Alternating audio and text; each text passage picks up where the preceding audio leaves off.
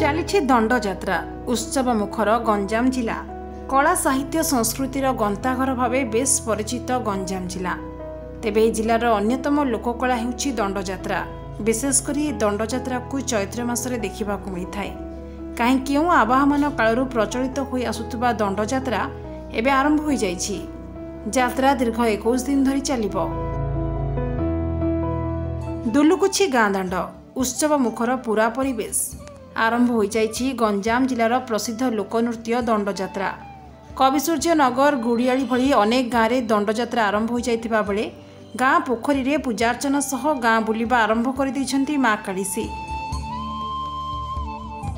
चैत्र मास आसीगले मानसिकधारी माने निज निजर मानसिक पूरण निमंते ए दंड जात्रा रे सामिल होइथांती।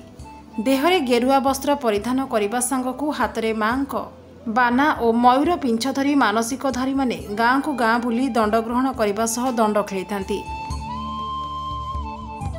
ए दंड जात्रा चैत्र मास मेरु संक्रांति ठीक 21 दिन पूर्व आरंभ होता है। दंड नाचरे प्रथमे धूलीदंड पानीदंड और रात्रि रे अग्निदंड करा जायथाय।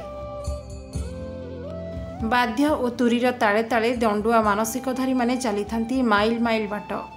मानसिकधारी माने दिन को ओलिए खाइबा सह बहु निष्ठार सह निज व्रत को पालन करिथांती। दंड जात्रा रे सामिल हेले अनेक असाध्य कार्य साध्य होता है बोली लोकों विश्वास रही।